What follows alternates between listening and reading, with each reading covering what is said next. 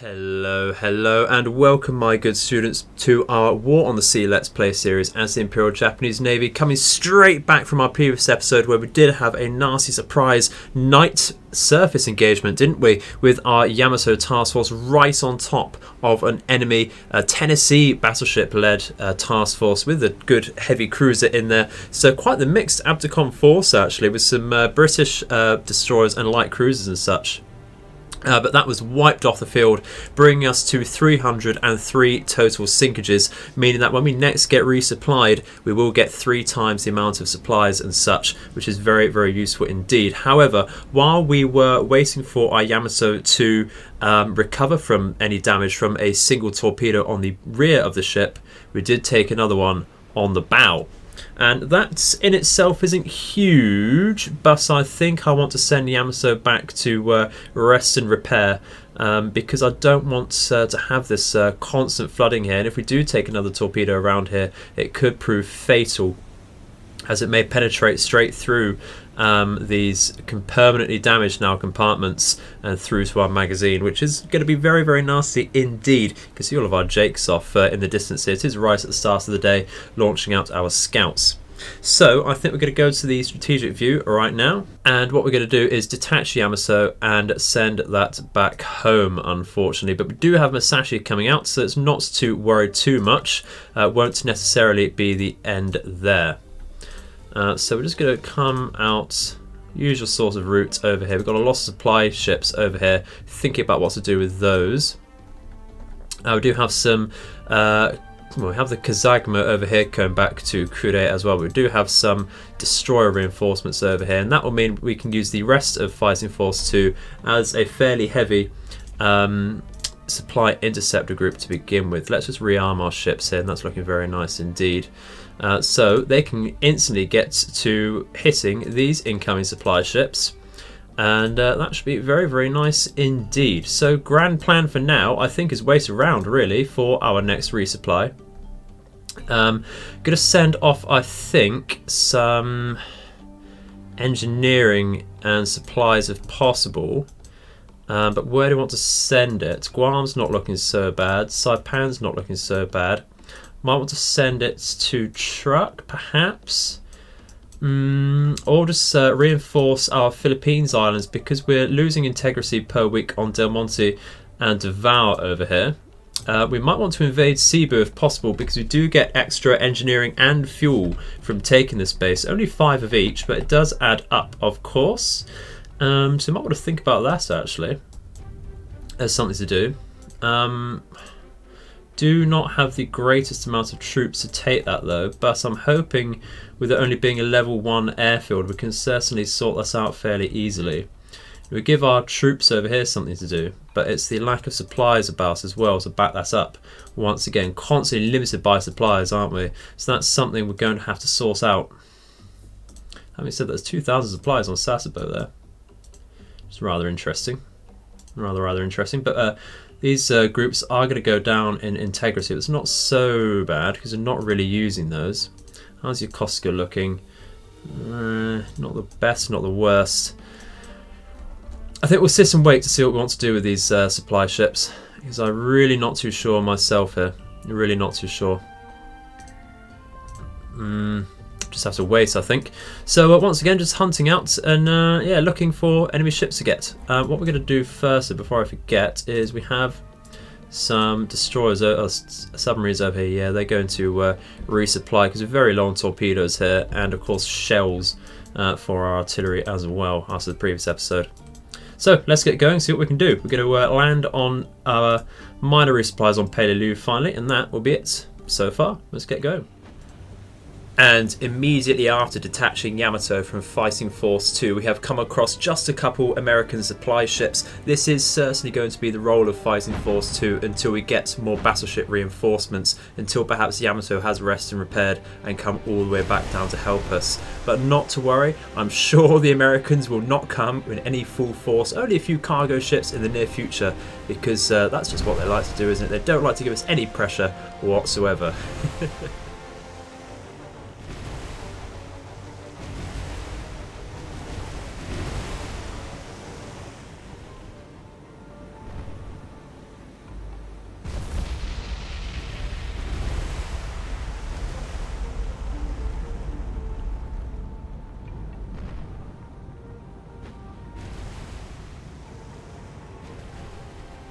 And of course, we have been instantly proved wrong. A scouting Jake outside of Iwo Jima has sighted a somewhat minor American task force, but definitely something to think about. It will catch our carriers and cargo ships if left unchecked. This is led by a County-class heavy cruiser and does have an Atlanta light cruiser escorting a handful of destroyers, so definitely something we need to watch out for there. And late in the following day, approximately 1500 hours, we do sight another American task force led by the 2nd Tennessee battleship. This task force was sighted just north of Puerto Princesa, so we have launched 6 G3M Nels armed with 800 kilogram bombs. Will luck be on our side, and will we get enough hits to cripple this battleship?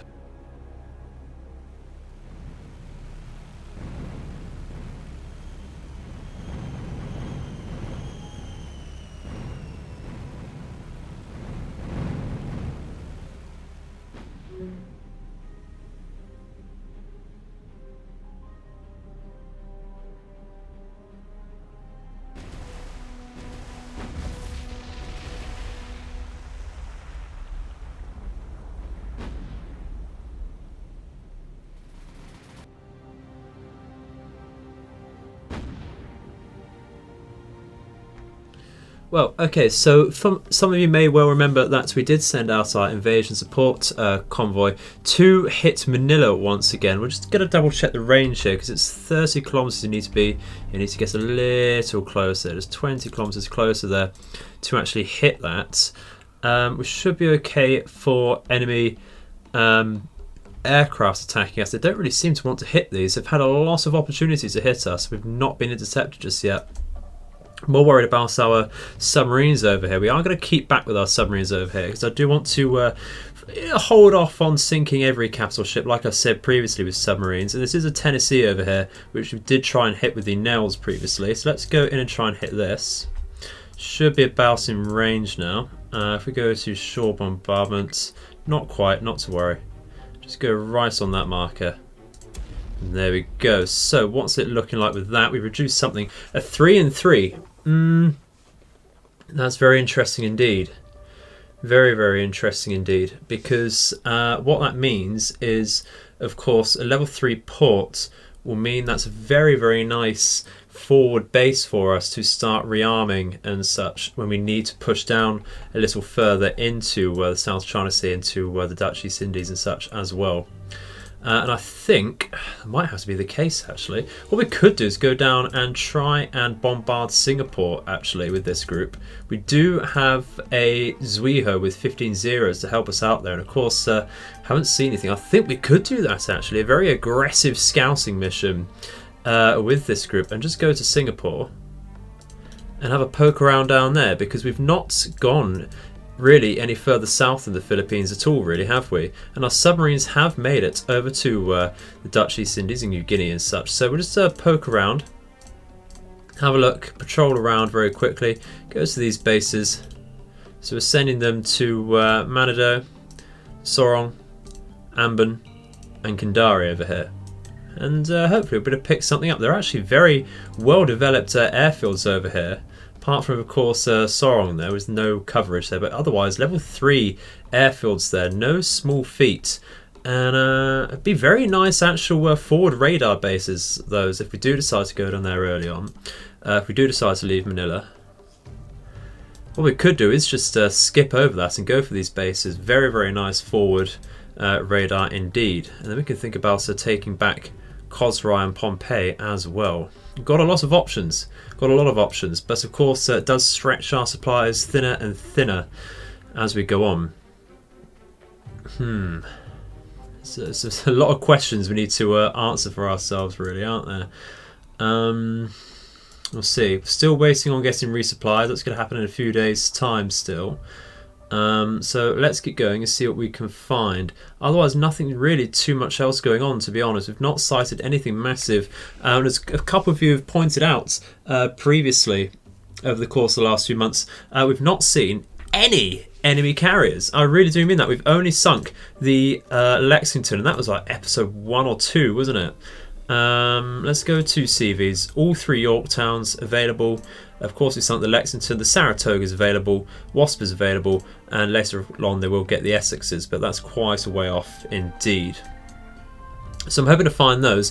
Maybe we can push Musashi out. We did decide to go over towards Iwo Jima, remembering that previously we did find a Renown class battleship out here. And I think this would be a very nice task force to take that on, despite missing one ship. But with 2 battleships here, that should be absolutely fine, really, shouldn't it? So we're going to push out a little more aggressively here. And I'm going to start pushing out with some scouts, I think. Let's go to launch aircraft. We'll get a Jake out here. And what we'll do is do a 200-kilometer radial search there. Go back to Musashi Group. Send out something from the... as we go over here. Do Jake once again. Push out. That can do the usual source of scout like that. That's pretty much all it can do. If we go over, send out. We did have another one on board, Musashi, didn't we? That's excellent. Send out another one to our south over here. Doesn't need to go too far because we are covering a lot of this ground here with scouts. Send out yet another over here. And that one can actually push forwards. Just send it out like that. Go to, what does Kadishma, is that just, no, that's Jake's, I thought it might have just been Pete's. We'll send this one out as well as a slightly forward scout there. We'll see how that goes. Otherwise, I shall see you in the future. And finally, between the 8th and 9th of May, our minor resupply task force has dropped off its supplies and engineering and such on the islands of Peleliu, Davao and Del Monte, which means we'll be able to launch more planes from Peleliu, and it will prevent our structural integrity from dropping anymore on the Philippines bases, which is absolutely brilliant. That means our engineering task force can focus on Puerto Princesa.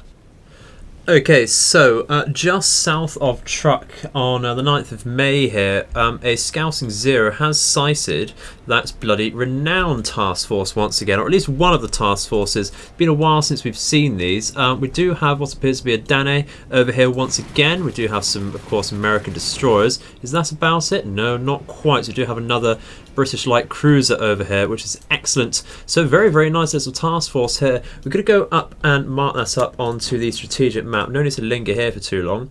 Let's mark that over here as battleship, of course. And that's not too much of a worry. We do have our Guam Defence Task Force over here.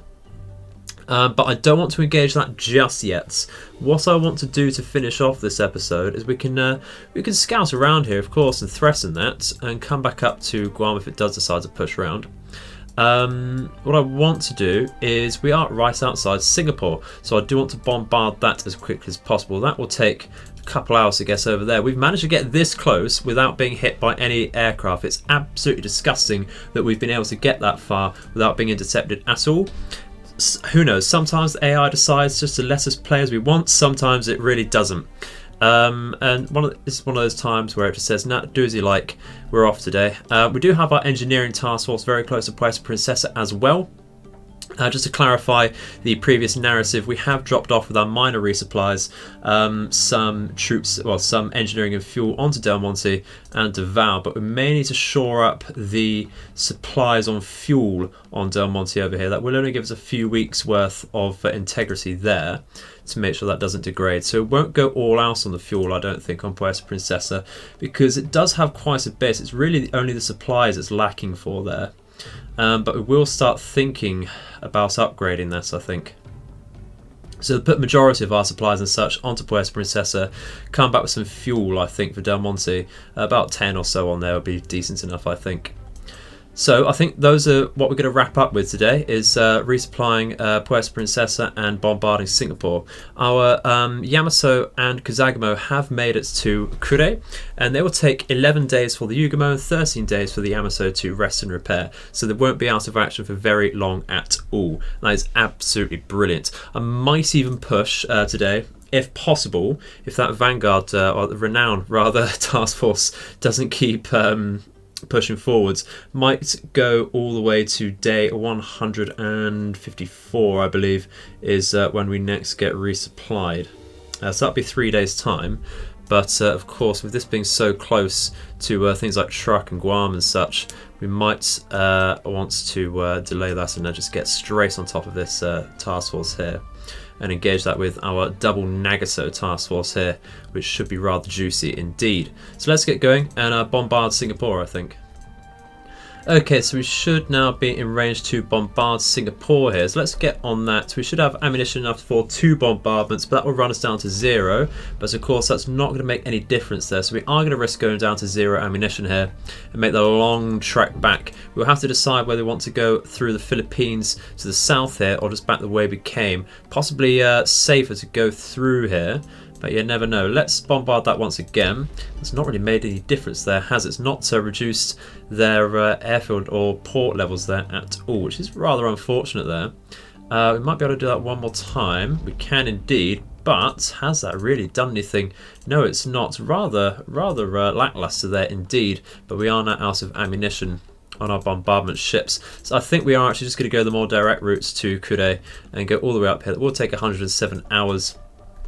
That's not too bad at all. Incidentally, the renowned task force over here is retreating westerly towards, or away from Truck towards Pompeii. But that's the mistake we made with that previous Tennessee task force. It was in this position, went west, and then over the night it came back over this way. West, sorry, going east. I'm such an idiot. I do apologise. It's such a basic error.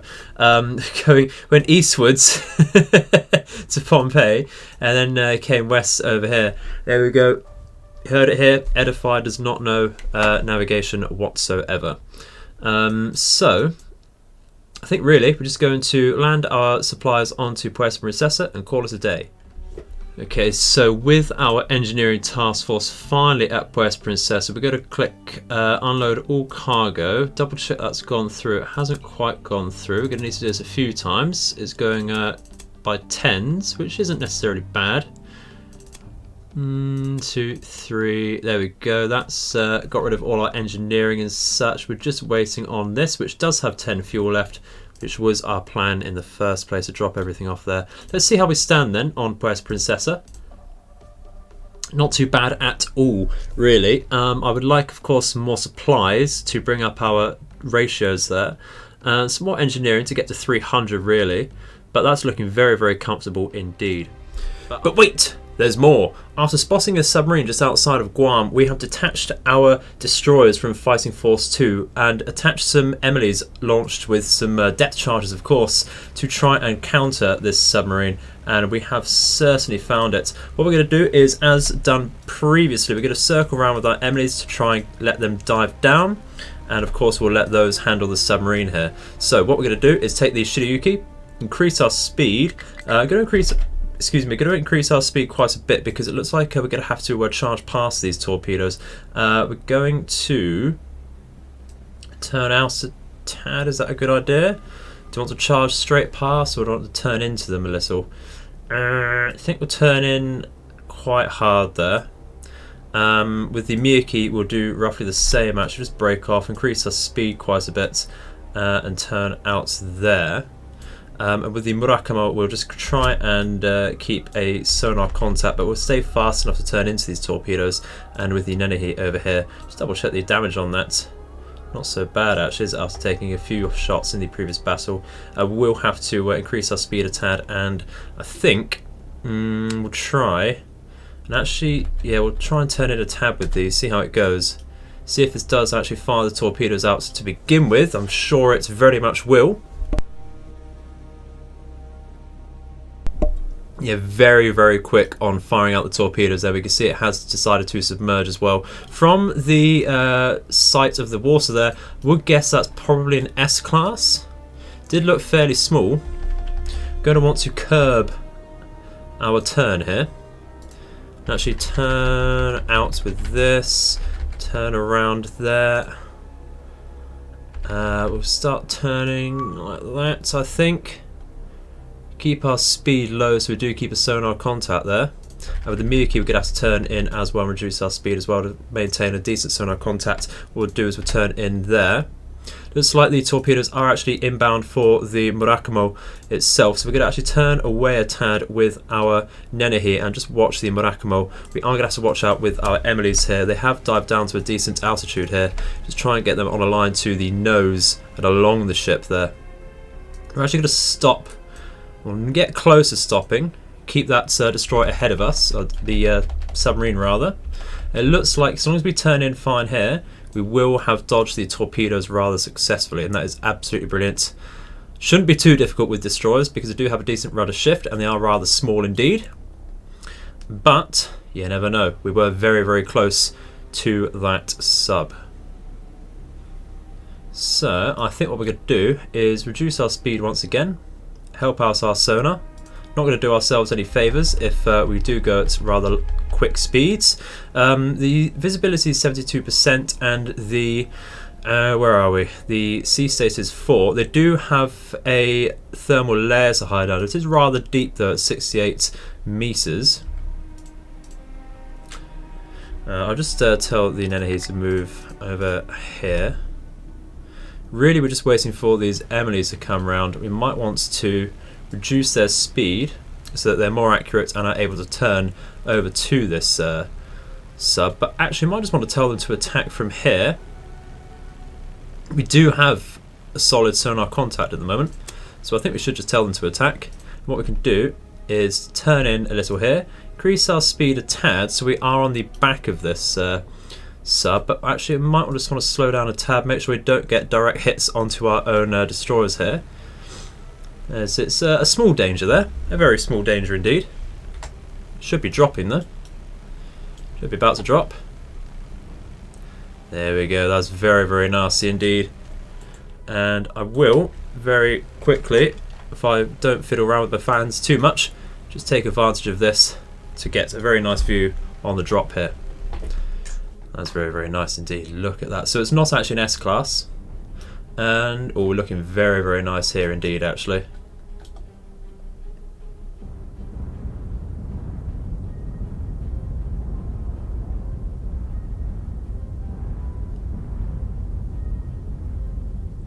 And I think I might well do it. Got some very nice damage saturation onto the midships there.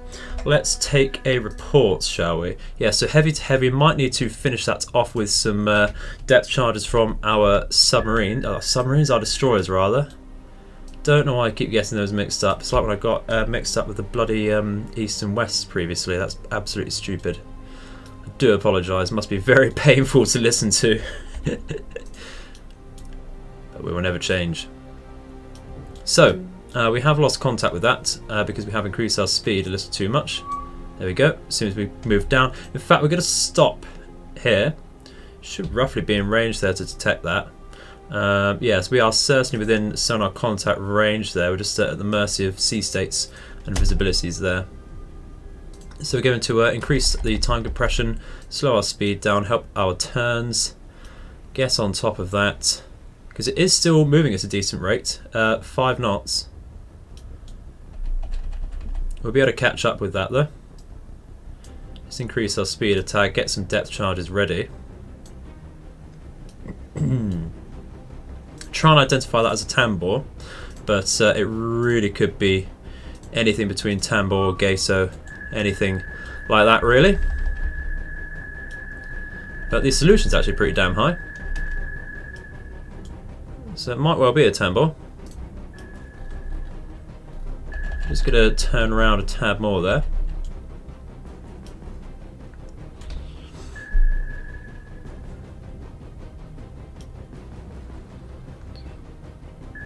It's blowing its ballast. That is absolutely brilliant. So what we're going to do is try and make sure it doesn't surface. Of course, we're going to increase our speed quite a bit here, stop turning so much, and just get our depth charges off here. I think going to increase our depth charge counts by 1 more load, and I think once we're just over the midships we'll start to drop, and I think that will about do.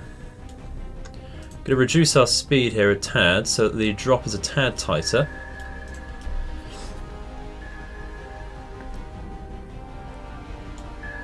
We're love to prevent them from surfacing, especially since they do have these 2 guns, which is what I'm thinking about. Don't want to take any unnecessary damage on our destroyers, really.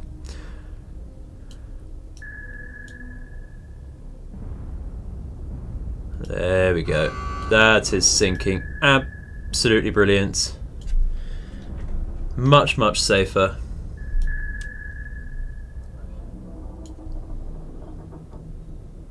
Look at that. Always a good sight. So what we're going to do is posthumously identify that. We did think it was a Tambor. So yeah, that was just here. For those wondering how I spotted that, I did actually reload the game to try and get some extra mileage in this episode, because editing it went down to 17 minutes, and this is not really very, very long at all. But I think we'll be able to call it there. So we'll just posthumously identify that first. Enemy losses, of course. All the way down. So it was actually a Gato. And you know what? That's pretty damn decent baggage there then, because the Gato does have some better radar. That's only the second that we've destroyed, actually. Out of 31 in total, so there's still no shortage of them. And in fact, we've only destroyed those 3 from very early on with the Tambors. US is very, very quiet. Very, very quiet indeed. Like I said previously, they do still have all of their carriers pretty much remaining. And going through their battleships, they do still have a North Carolina, a South Dakota, and of course a lot of their standard class battleships. And if we leave it long enough, I'm hoping not to, but if we leave it long enough, they will get access to Iowa and eventually Montana. But those won't be until 43 and 44, I don't believe. I think Iowa may well be the end of 42. I'd have to double check that. Don't quote me on that. Could be very, very wrong indeed. 43, I think, would be the time for that. Be closer to historical dates, that, of course. So, that will be the end of the episode there, guys. I hope you've enjoyed it. Certainly more of a strategic-based episode, but I think we'll be getting resupplied on day 154, if my maths is correct. And that will be the next day, so we will be getting resupplied in the next video, and we can start thinking about what we want to do then, because we do have on Kure a fair amount of resources there. What I want to do with that is once we get resupplied, we will of course load them up immediately on our supply task forces here and just start measuring them out so that we've got some defences about, I think. Or even we could go for Pompeii once again just to retake that, but I'm not sure that's really the most pressing strategic point at the moment. Might even go for Manado for that juicy level 3 airfield and some sight. Could even go for Tawi Tawi, really. Could upgrade that to level 3 port as well, but it could be dangerous. Options, a lot of options, but for the future. So thank you very much for watching. I hope you very much enjoyed it. Been very, very pleasurable to present to you once again today. I hope all of your nights and days are auspicious. Goodbye.